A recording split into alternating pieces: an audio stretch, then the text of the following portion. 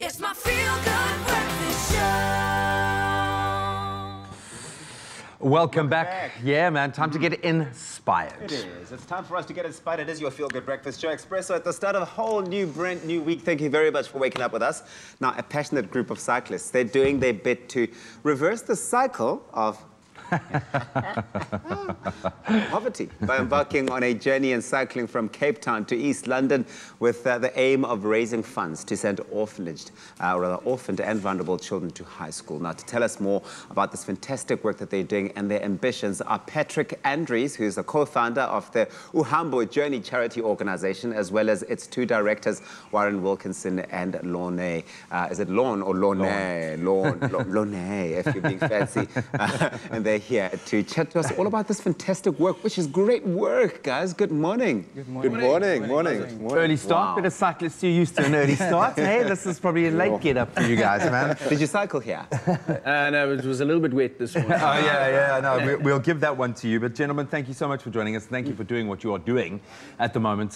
Sending out a massive message when I think maybe we're all suffering from fatigue at the moment, but obviously the effects of poverty are being felt now more than ever. So being able to do what you do is wonderful. Uhambo, who would be the best person to explain to us where it all began and what actually drives you guys? Okay, well, let me just tell you a little bit about Uhambo. But firstly, thank you so much for inviting us. Oh, it's a pleasure. And that's, we sort of, giving us this opportunity to talk about Uhambo, which Patrick, Warren and I are very passionate about. Yeah. But basically, Uhambo, I think a lot of you will know, means journey in isiXhosa. So effectively, we're embarking on this journey. We're riding from Cape Town to East London. And in turn, we'd like to sort of change someone less fortunate than us, their life's journey. And how we propose doing this is raising money to send them on a fully funded scholarship to one of the schools in the Eastern Cape. Love it. And we want to take these orphan and vulnerable children from Nyanga. And now Nyanga is a township in the Western Cape, the poor of the poorest. It's actually the murder capital of the world, So these are harsh conditions to grow up in. And we want to try and, give these children an opportunity to, focus on their education and just reverse the cycle of poverty. Well, the work that you guys do has a lot to do with impact. Impact is such an important thing, and I think it's what drives you guys when you go into these different communities and you do the work with them. What are some of, the highlight moments and I suppose highlight sort of, takeouts that you guys have had of the work that you do? And it's always very interesting to know how that sort of impacts you personally in your own lives. Yeah, so I think a major highlight for us was kickstarting the tour in 2019. And it really started out of nowhere. So basically, Lorne, Warren and I got together. We decided Lorne had this great idea to ride from Cape Town to East London. He got Warren and us involved. And our first tour happened in 2019. And we cycled from Cape Town to East London. And we partnered with a local NGO in Nyanga at the time. And we fortunately raised some money to kickstart us off. We didn't raise enough money yet to send a child to school. But unfortunately, last year, our tour was cancelled, unfortunately due to COVID. Yeah. But we're very excited that we can get our third tour on the way in April. And then getting our donation platform going again. Yeah.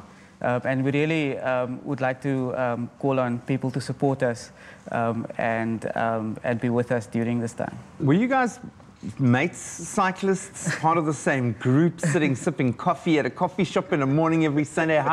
Warren, how did this union kind of come about? Yeah, so Lorne and I are old boys of Queen's College in the Eastern Cape. And, Queen's College has been around, 163rd birthday this year, since 1858. And we saw an opportunity together with other cyclists that also journey from Joburg and East London through to Queenstown. In fact, the Joburg guys are doing their 12th ride this year. And Lorne phoned me up and said, listen, why aren't we doing a ride? And I said, well, let me think about it. Okay, I've thought about it, let's go. and he knew Patrick from Etofeni, and we got together, and that's what got the whole thing started. And I think in terms of impact for us is, just also using this ride to align ourselves with the pain and the suffering that orphan and vulnerable children go through on a daily basis. Not only getting to school, but having some kind of a schooling environment. You know, if out of 100 children, only 14 to 15 actually matriculate, that's a massive problem for us.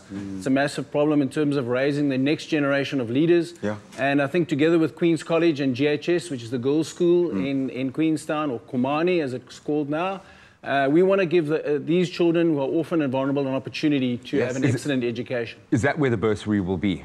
Yeah, predominantly, yeah. Awesome. Absolutely. Fantastic. That's Well, you brilliant. guys, your next tour starts now in April, and you guys are going to be doing 1,244 kilometers. I mean, I think you could do better. That's if we get the route right. It is absolutely mind-blowing that you're even able to set, I think, your mind as a mission around 1,244 kilometers. Let's talk about this next tour starting next month. How are you feeling? I mean, Warren's been training a lot. Actually, And so you has guys? Patrick. Me, I've been a bit slack. I've been paddling more, but now I need to start focusing on riding. Went for a long ride this weekend. My legs were very tired. They did 186 kilometers. Yeah. I did 100. Then that was me. I was done. But you'll But you'll carry each other, make man. I would imagine the mind is what's really strong. Very quickly, how can people support? How can we get funds to you guys? Yeah, so our current donation model is quite simple.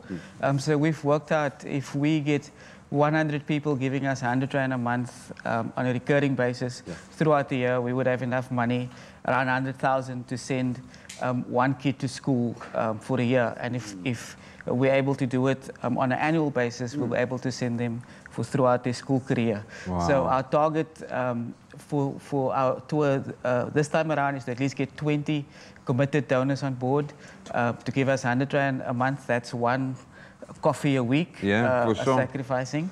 But at the same time, our donation platform, Uhambo Journey for Education, is open for anyone to give whatever they can.